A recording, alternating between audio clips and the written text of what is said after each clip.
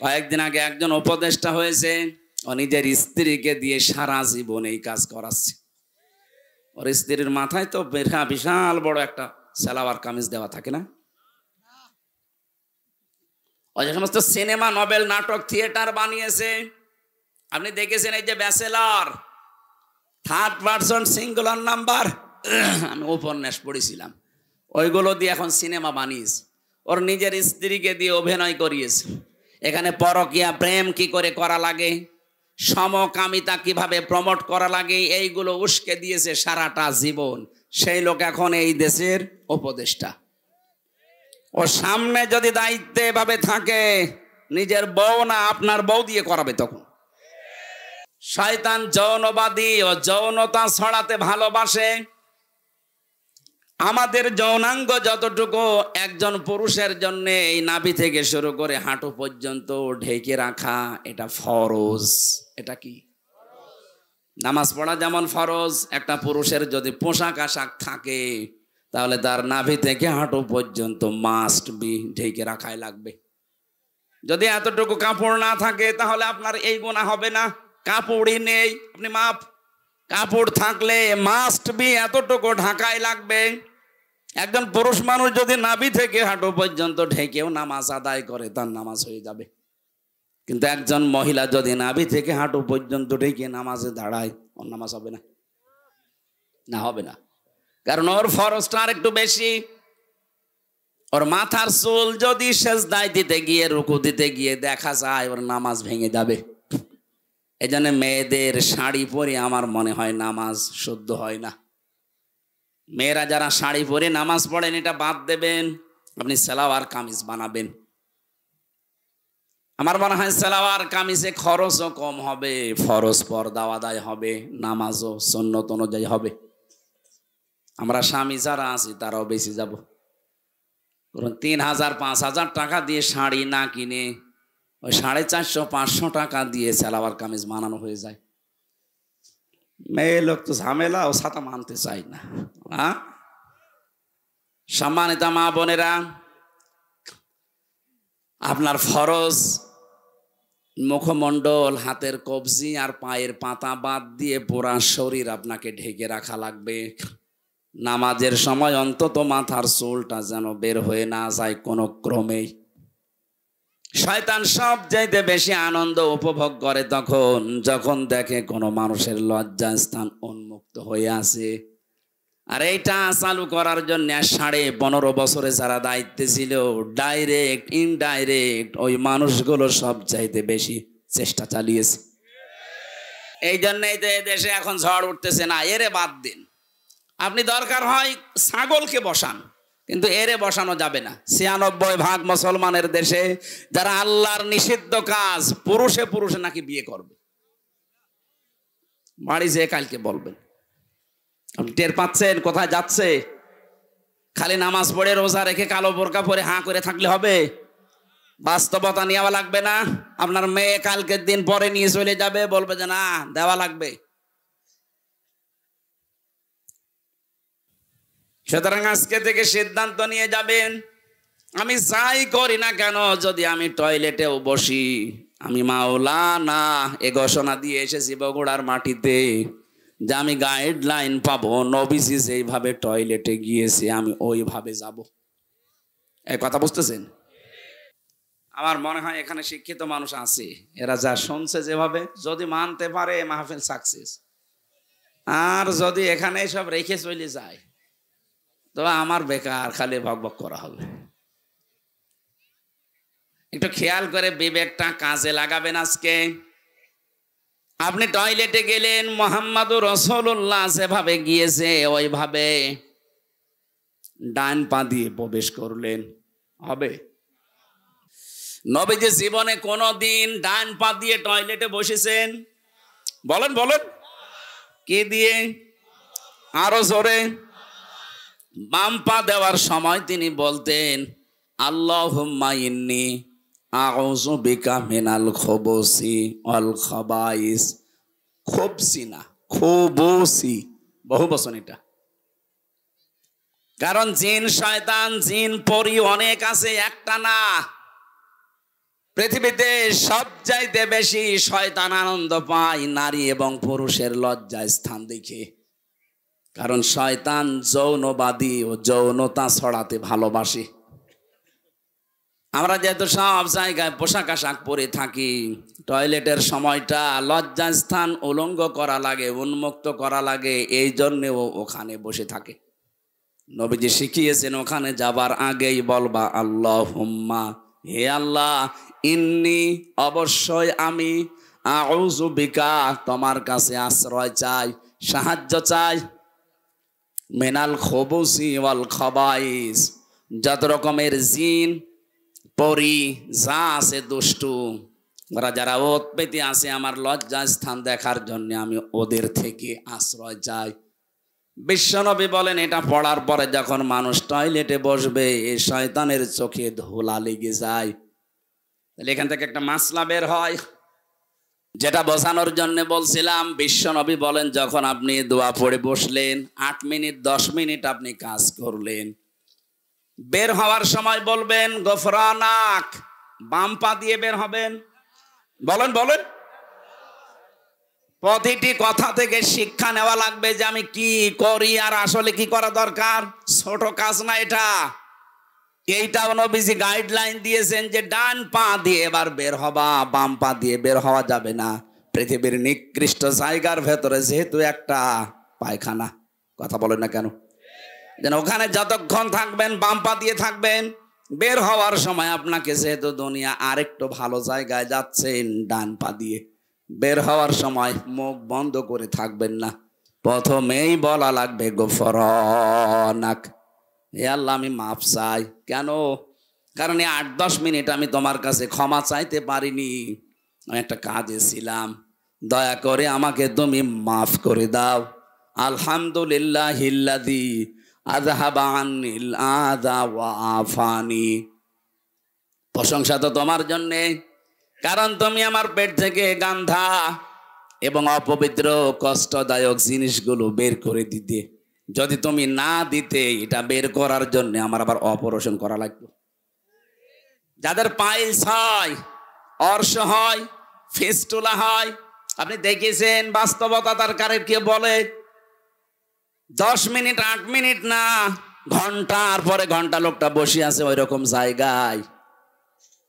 আল্লাহ যদি সত্যি আপনাকে গান্ধা জিনিস বের করে না দিতেন, ওটা কেটে বের করে লাগার জন্য অপারেশন করা লাগতো।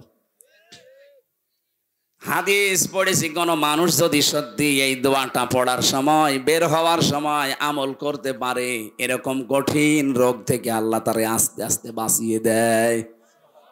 জীবনে দোয়া অনেকে আছে পড়েইনি। আমার বোঝানোর বিষয় ছিল যে দোয়াটা পড়ে আসলেন, গেলেন, 8-10 মিনিট সময় কাটালেন, পড়াটা নবীজির গাইডলাইন মতো হয়েছে, এই জন্য পড়াটাই এবাদত। কথা বলেন না কেন? এটা যে এবাদত মানেন তো? আপনি মনে করছেন আমি 10 মিনিট টয়লেটে থাকলাম, এটা আবার এবাদত হয় কি করে? হ্যাঁ, কারণ এই তরিকাটা রাসূলুল্লাহর। এ তরিকা যদি আপনি আব্রাহাম লিঙ্কনের মতো করেন, আপনি যদি জো বাইডেনের মতো চান আর বের হন, ডোনাল্ড ট্রাম্পের মতো চান আর বের হন, ওইটা তখন আর ইবাদত হবে না। ওটা কিয়ামতের দিন আপনাকে আল্লাহ হাজির করবে ওই ট্রাম্পের সাথে। কারণ আপনার গাইডলাইন দাতা, আপনার আদর্শ, আপনার অভিভাবক হয়ে দাঁড়িয়েছে পথ প্রদর্শক ট্রাম্প। কথা বলে না কেন? তাহলে আমাদের বাস্তবতা শুধু মাওলানা পড়লে হবে? আমি তো একটা বললাম জিকিরেরটা। দুনিয়ায় যত রকমের কাজ আছে, প্রত্যেকটি কাজে সেই অনুসরণ করা লাগবে মুহাম্মদুর রাসূলুল্লাহ। কেউ বাজারে গেছে, কিভাবে দরদাম করবে, কিভাবে তার ক্রেতা বিক্রেতার বিক্রি হবে, এমন কোনো কাজ নেই নবীজি জীবনে করেননি। আর আপনি ওই কাজের বাইরে কোনো কাজ করলে আপনার মাওলানা মুহাম্মদ ওয়া আলা আলী সাইয়্যিদিনা কিচ্ছু হয়নি। তাহলে দরুদ শরীফ কবুল না হলে মাহফিল কবুল হবে? বলেন বলেন। আল্লাহ যেন আমাদেরকে সহজভাবে বোঝার তৌফিক দিন, বলেন আমিন। জেলখানায় আমি 3টা বছর ছিলাম, ফাঁসির কন্ডেম সেলের ভেতরে। আমার প্রতিদিনের তাহাজ্জুদের নামাজে এই দোয়া ছিল, আল্লাহ আমি বাইরে যদি জীবনে যেতে পারি। আমার আর আশা ছিল না যে আমি বাইরে যাব, কারণ ওরা যে অবস্থায় রেখেছিল মনে হয়েছিল মারা যাব। 24 ঘন্টা ওরা আমার নজরদারিতে, তালাবদ্ধ অবস্থায় যোগাযোগ বিচ্ছিন্ন করে রেখে দিয়েছিল। জানতাম না যে বাইরে কেউ আসে না নেই। এমনি তো টেনশনে তো বিভিন্ন রোগ এমনি হয়নি, এই কারণে হয়েছে। কোনোদিন আশা করি নাই যে বাইরে বের হব। তারপরও যদি আল্লাহ তুমি বাইরে বের করো, তো অন্তত তোমার বান্দা বান্দিদের সামনে যখন আমাকে নিয়ে যাবে, কোরআনের কথাগুলো, হাদিসের কথাগুলো এমন সহজভাবে যেন বলতে পারি, মানুষ যেন সত্যি সহজে, বাচ্চা যেমন মায়ের কথা বুঝে ফেলে, আমার সামনে যারা এরা যেন আমার সহজভাবে বুঝে। আপনারা বুঝতেছেন? বুঝতেছেন কথা? সুতরাং দরুদ শরীফ যে যেই কায়দায় পড়ছেন হচ্ছে না। আপনার সাইয়্যিদিনাও ঠিক নেই, মাওলানাও ঠিক নেই। আপনি মাওলানা মানেন গিয়াসউদ্দিন তাহেরিকে, ও যেভাবে জিকির করে আপনি ওইভাবে জিকির করেন। তার মানে আপনার জিকির, আপনার মাওলানা গিয়াসউদ্দিন তাহেরি। এই কথা বলছেন না কেন? আপনার মাওলানা, আপনার জিকির হওয়া লাগবে তো মুহাম্মদুর রাসূলুল্লাহর মতো। কথা বলেন না কেন? আপনার ব্যবসা হওয়া লাগবে মুহাম্মদুর রাসূলুল্লাহর মতো। আপনার রাজনীতি হওয়া লাগবে মুহাম্মদুর রাসূলুল্লাহর মতো। আপনার অর্থনীতি হওয়া লাগবে মুহাম্মদুর রাসূলুল্লাহর মতো। হ্যাঁ, আপনি নামাজ পড়েন রসুলের মতো, রোজা রাখেন ওনার মতো, ব্যবসা করেন আব্রাহাম লিঙ্কনের মতো। এলাকায় বহু মানুষ এমন আছে নিজে টাকা ছেড়ে রাখে, 1000 টাকা দিয়ে দেয়, প্রত্যেক মাসে 100 টাকা করে বেশি করে নেয়। এটা মনে হয় এখনো শুরু হয়নি। এই এলাকায় এই সুদের সাথে জড়িত, তাহলে সে মায়ের সাথে জেনা করছেন। এই কাজ করছেন কারা? হাত তোলেন তো। আন্দাজে আপনারা মিথ্যা কথা বললে যে এলাকায় আছে, কই একটা লোক তো নেই। ওই রকম মানুষ এখানে আমি জানি যে আসবে না, কারণ ও আসলে তো ধরা খাবে। সুতরাং এখানে যারা আছে এই কাজের ভেতরে আমরা নেই। যদি কেউ থেকে থাকেন আজকে এই মুহূর্তে তাওবা করেছিল, না খেয়ে মরে যান ভাই। মায়ের সাথে জেনা করে মরে যাবেন? জেনার শাস্তি জানেন? কোরআনে কারিমে সূরা ফুরকানের 68 নম্বর আয়াতের মাঝে আছে, ওয়ালা ইয়াজনুন, জেনা করবা না, কারণ জেনা করলে ইউদাফ লাহুল আযাব। আল্লাহ বলেন জেনার শাস্তি ডবল হবে। এখন যদি বলেন কই আমি তো কোনোদিনই জেনা করিনি, কিয়ামতে আপনার আমল নামায় এটা উঠে থাকবে যে আপনি মায়ের সাথে জেনা করে এসেছেন। যারা এই যে টাকা ছেড়ে রাখে, টাকা আসে। 1 বিঘা জমি আপনি আমার কাছ থেকে নেন, নেওয়ার সময় হয়তো 70-80 হাজার টাকা দিয়ে দেন।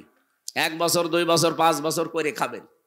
টাকা যখন ফেরত দেব, জমি তখন ফেরত নেব। এই সিস্টেম আছে না? এইটাও সুদ ভাই।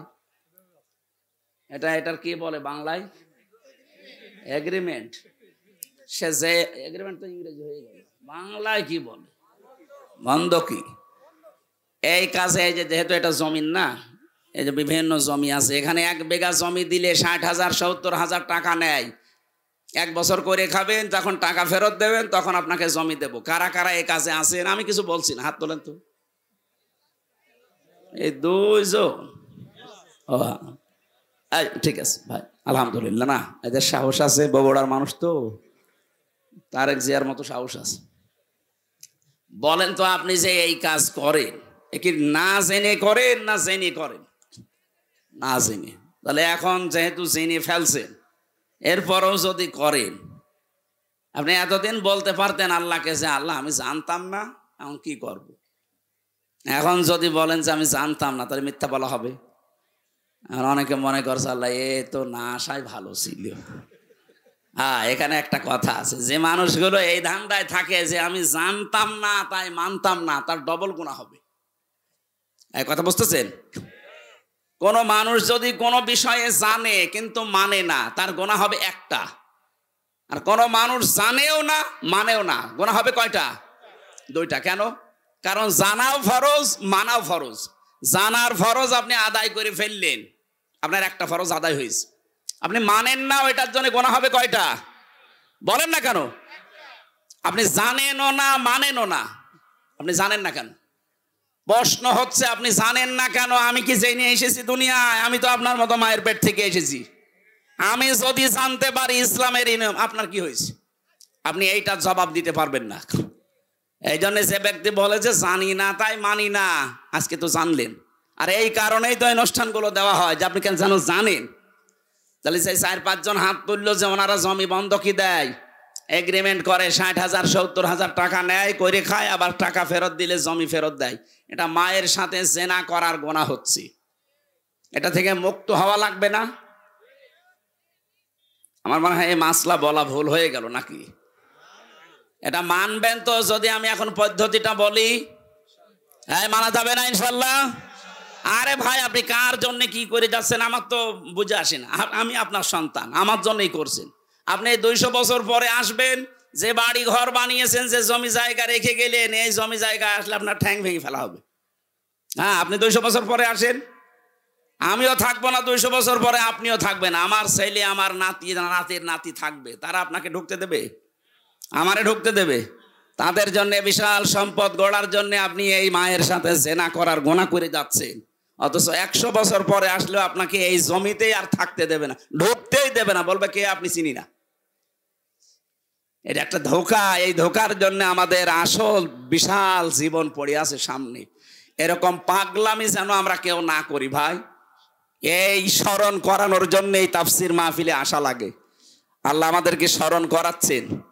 এই পদ্ধতিতে যারা আছেন, বর্গা বলে কি বলে, বন্ধকি যারা করছেন, এটার পদ্ধতি দুইটা আছে। 1 নম্বরে, যতদিন আপনি এই জমি করে খাবেন 1 বিঘা জমি, ততদিন সরকারের যে খাজনা আছে প্রতি বছরে মনে হয় 65 বা 70 টাকা দেওয়া লাগে। এখন কত আমি জানি না, এরকমই হবে সব বেশি হলো। আমি জেলে যাওয়ার আগে হিসাব জানতাম, এখন এই 3-4 বছরে আর জানি না। না, 100 টাকা হলো। প্রত্যেক বছরে বছরে খাজনা দেওয়া লাগে না? এই খাজনা যতদিন আপনি চাষ করে খাবেন এটা আপনি দেবেন। আর যখন ওরে 1 বছর 2 বছর 5 বছর পরে টাকা ফেরত দেবেন, ওই 70,000 80,000, তখন কমপক্ষে 8-10 হাজার টাকা কম নেওয়া লাগবে। এই সিস্টেমে যদি নিতে পারেন তাহলে জায়েজ আছে, হবে না। এবার বলেন, এই মাসলায় যদি কোনো কিছু জানার থাকে তাহলে আমি বলে তাফসিরে প্রবেশ করছি। বলেন, এই পদ্ধতি যদি মানতে পারেন, এই দুইটা খাজনা দিয়ে দেবেন আর টাকা নেওয়ার সময় 8-10 হাজার কম নেবেন। আর একটা নিয়ম আছে ভাই, আমি শেষে আপনার প্রশ্নের জবাব দিয়ে দিচ্ছি। আর একটা নিয়ম আছে, যখন আপনি এই বাস্তবতায় যখন আপনি বলবেন যে আমি 10,000 টাকা দিলাম, প্রত্যেক বছরে বছরে আপনি 10,000 করে টাকা দেবেন, এই জমি আপনি কাজ কারবার যতদিন যা উপায় করে নিতে পারেন নিন। 1 বিঘা জমি থেকে 10,000 15,000 টাকা কামাই করা, উপায় করা, চাষ করে হোক আর যেভাবে হোক, অত কঠিন না। সুতরাং ইনসাফ যেন দুইজনেরই থাকে, সেই হিসাবে নেওয়া জায়েজ আছে। আমার কুষ্টিয়া মেহেরপুর চুয়াডাঙ্গাতে 1 বিঘা জমিতে সর্বোচ্চ 8,000 10,000 টাকা 1 বছরে দিয়ে দেয়।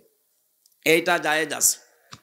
এটার আরবি নাম, বাংলা নাম কি বলে আমি জানি না, খাই খালাসি। এইটা করবেন, এইটা মানুষ করতে চায় না, বলে লস হয়ে যায়।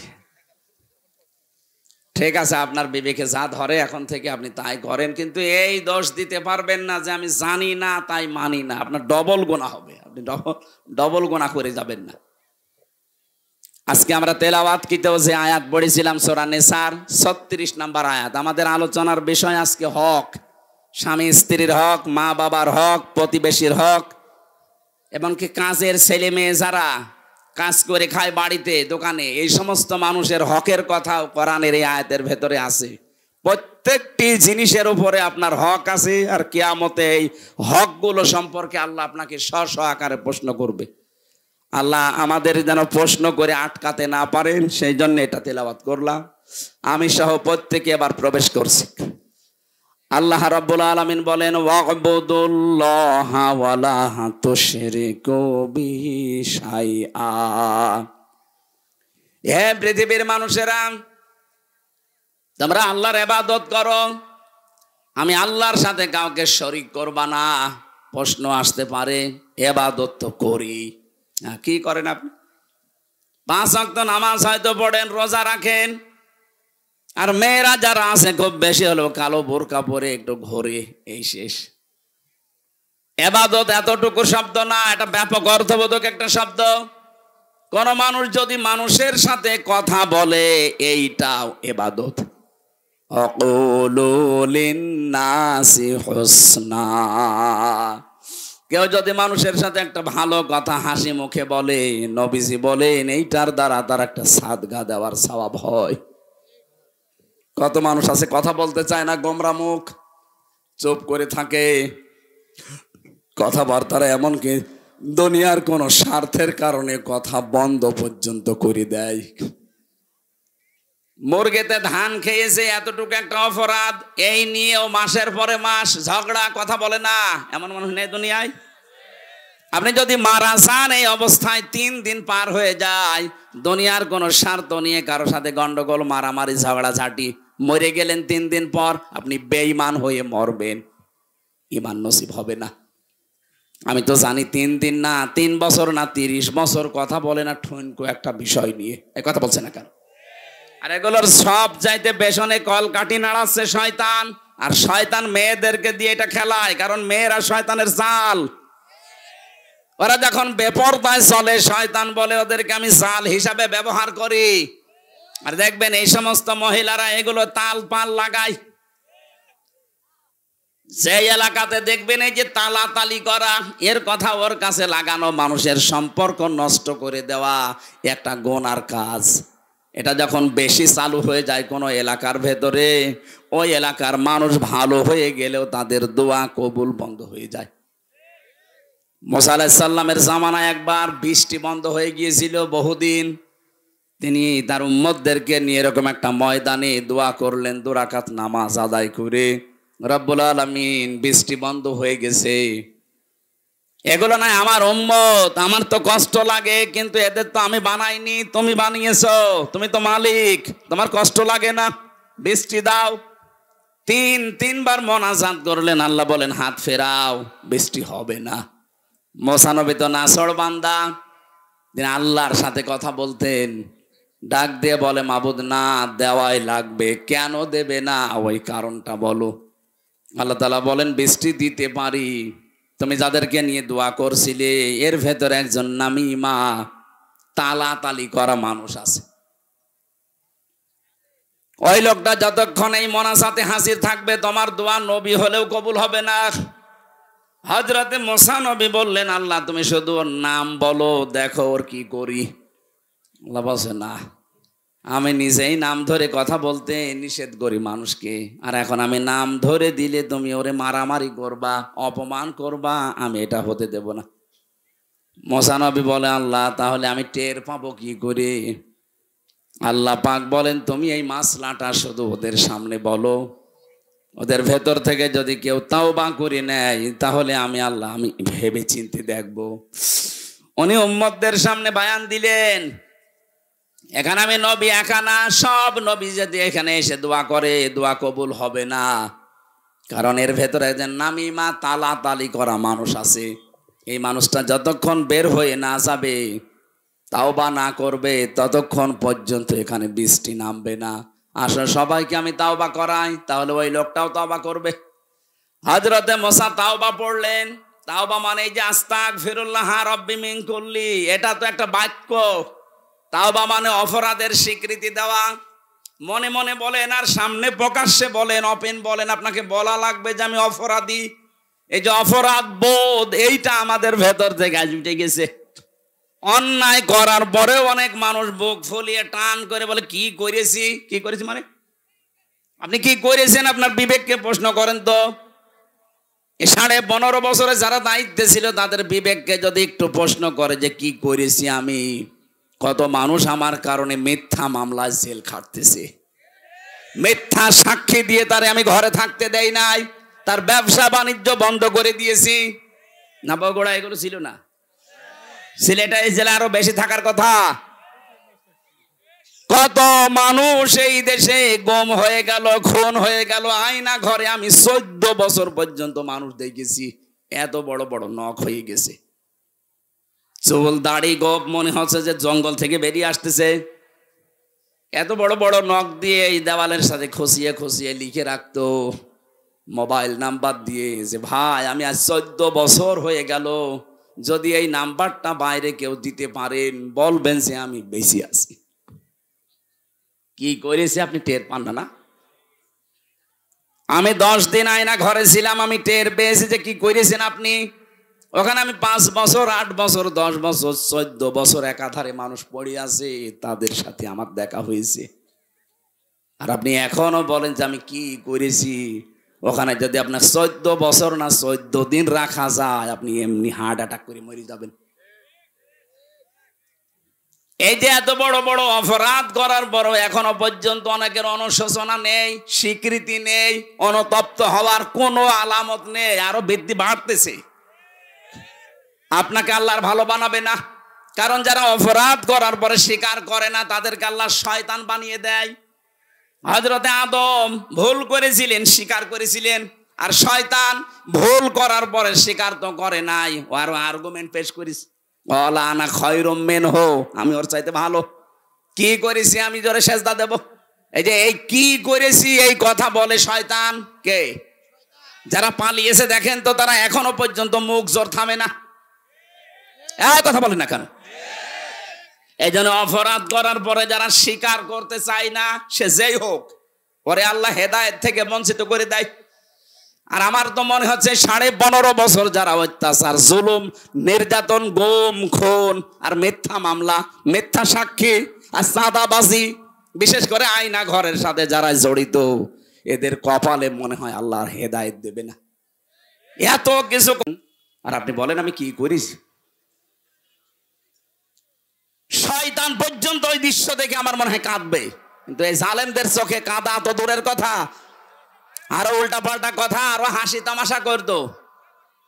এই মানুষগুলো বাইরে এসে এরা এদের স্ত্রীদের কাছে থাকতো কি করে, এরা সংসার করতো কি করে? আমরা নাই ভেতরে মাটির নিচে থেকে, আপনাদের সাথে তো তারা বেড়াতো। এই মানুষগুলো তো যে কোনো মানুষের এলাকার মানুষ, এরা এই বাংলাদেশের 64 জেলার এই দায়িত্বে প্রাপ্ত মানুষগুলো, এরা এই বিভিন্ন জেলার মানুষ না? এরা ছুটি নিয়ে অন্তত মাসে 2-5 দিন বাড়ি আসতো না? কিভাবে থাকতো আপনার সাথে? আমার তো বিশ্বাস হয় না, হয় গমের বড়ি খাইতো, নাই লাল পানি খাইতো, তাছাড়া ওর ঘুম আসা সম্ভব না। এই জন্য তাওবা মুসা নবী যখন করেছিলেন, তখন প্রথমে সবাই অনুতপ্ত হয়েছে, অনুশোচনা হয়েছে, ঘোষণা দিয়েছে যে হ্যাঁ আমরা অপরাধী। 2 নম্বরে, জীবনের মতো এই কাজ আর কোনো দিন করব না বলে সিদ্ধান্ত নিয়ে অটল থেকেছে। এগুলো নেওয়ার পরে আল্লাহ পাক বলেন এবার দোয়া করো। দোয়া করতে দেরি, বৃষ্টি নাজিল হতে দেরি হয়নি। কি বুঝলেন মুসা নবীর এই হাদিস থেকে? এখানে আমির হামজানা কাবা শরীফের ইমাম যদি এসে দোয়া করে, আর ওই যে তালা তালি করা লোক যদি নারী পুরুষের ভেতরে কেউ থাকে, আজকের এই মাহফিলে এই দোয়া কবুল হবে না, মাঠে মারা যাবে। সুতরাং এরকম তালাতালি করার অভ্যাস যাদের আছে, এর কথা ওর কাছে লাগায়, ওর কাছে ওর কথা লাগায়, সম্পর্ক নষ্ট করে দেয়। আপনি আগের থেকে বাড়ি চলে যান। ওই যে একজন চলে যাচ্ছে, যান যান যান যান, তাড়াতাড়ি চলে যান। আপনি থাকলে আমাদের মাহফিল আর হবে না, যান। ওই যে চলে যাচ্ছে, যারা চলে যাক, এরা চলে গেলে আমরা তারপর মাহফিল শেষ করব। তালাতালি করা মানুষ নিয়ে আমরা মোনাজাত করতে রাজি না, কারণ মাহফিলই কবুল হবে না। জীবনের মতো অপরাধ থেকে বাঁচা যাবে না যে যাক জীবন চলে যাক, আমি তালাতালি করব না। কার জন্য তালাতালি করে সম্পর্ক নষ্ট করে না? এই অভ্যাস বেশি মেয়েদের ভেতরে। কথা বলুন না কেন? সম্মানিত মা বোনের, আপনার নামাজ, রোজা, এই কালো বোরকা সব কিন্তু একেবারে মাঠে মারা যাবে, কিচ্ছু কবুল হবে না। মুসা নবীর মতো এত বড় পাওয়ারফুল নবী হাত তুলে বসে আছে, আল্লাহ হাত ফেরত দিচ্ছে, আর আপনি কোথাকার কি? এই জন্য এবাদত এইটাও, কথা বলাও এবাদত। কারোর সাথে যদি রাগ করে থাকেন, ওটা আল্লাহর জন্য রাগ করা লাগবে। ও আল্লাহর বিধান মানতে চায় না, ওকে বোঝানোর পরে এই কারণে ওর সাথে আমার সম্পর্ক ভালো না, এটা কার জন্যে? বলেন বলেন। কারোর সাথে যদি ভালোবাসা, দোস্তি তৈরি হয়, এটাও তৈরি হওয়া লাগবে আল্লাহর জন্যে। কাউকে কিছু দিলে, দান করলে, ওটা আল্লাহর জন্যে। কাউকে কিছু দেই না, দান করি না, ওটা আল্লাহর জন্যে। নবীজি বলেন ফাকাদ ইস্তাকমালাল ঈমান, ওর ঈমানকে যেন পরিপূর্ণ করে নিল। এক একটা আয়াতে লক্ষ লক্ষ কথা এভাবে তাফসীর আকারে করা আছে। এ তো 1-1.5 ঘন্টা 2 ঘন্টার ব্যাপার না, এগুলো আমি বই লিখেছিলাম। আপনি পৃথিবীর সৃষ্টি থেকে শুরু করে কিভাবে আল্লাহ সব বানিয়েছেন, তৈরি করেছেন, এগুলো সিস্টেম কি, কিভাবে আমাদের ইবাদত করা লাগবে, এগুলো জেলখানায় তো 3টা বছর এক ঘরের ভেতরে, একটা কবরের মতো, এদিকে 3.5 হাত, এদিকে 1.5 হাত, এতটুকু একটা জায়গায় পড়েছিলাম 3টা বছর। ওই কারারক্ষীদের কাছ থেকে একটু খাতা নিয়ে কলম নিয়ে লিখতে লিখতে আমি বই লিখেছিলাম প্রায় 8টার মতো। ওই যে 5 তলায় মনে হচ্ছে আমার গাড়িটা আছে, ওখান থেকে আপনার মেয়ের জন্যে, বউর জন্যে, মায়ের জন্যে, ফুফুর জন্যে বই নিয়ে যাবেন, নিয়ে পড়াবেন। বই মানুষকে কোনোদিন ঠকায়নি, ঠকাবেও না। যতটুকু হোক ওখান থেকে একটা জ্ঞান পাবেন, একটা সাদগায়ে জারিয়া সওয়াব হতেই থাকবে মরণ পর্যন্ত। আমরা মাগরিবের আজান আর 4-5 মিনিট আছে, এরপরে মোনাজাতের মাধ্যমে শেষ করে বইটা নিয়ে যাবেন, কাজে লাগবে আশা ব্যক্ত করে শেষ করছি। আল্লাহুম্মা আমিন। লা হাওলা ওয়ালা কুওয়াতা ইল্লা বিল্লাহিল আলিয়্যিল আযীম। আল্লাহ তাআলা বগুড়ার এই মানুষগুলো দিনের বেলা সব কাজ বাদ দিয়ে যারা বসে আছে, রব্বুল আলামিন এদেরকে খালি হাতে না ফেরত দিয়ে এদের হাতগুলো পরিপূর্ণ করে দাও। এদের জীবনের অপরাধগুলো তুমি মাফ করে দাও। এদের জীবনের ভালো কাজগুলো তুমি মঞ্জুর করে নাও। এরা যে ধৈর্যের পরিচয় আজকে তোমার জন্য দিয়েছে, এত কষ্ট করে সেই সকাল 10টা থেকে বসে আছে, অনেকে দুপুরের খাবার পর্যন্ত খেতে পারেনি। আল্লাহ এই মানুষগুলোকে ওসমানের মতো বানিয়ে দাও। সম্মানিত সভাপতি, তোমার বান্দা ইখলাস, তাকে ইখলাস দিয়ে পরিপূর্ণ করে দাও।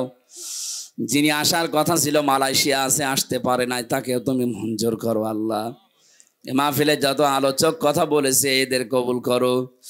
যাদের মাধ্যমে এলাকায় আসি, বিশেষ করে আমার আল ইমরান ভাই, এলাকার সন্তান, আল্লাহ তুমি তাকে যে দায়িত্ব দিয়েছিলে সততার সাথে পালন করার তৌফিক দিয়েছো।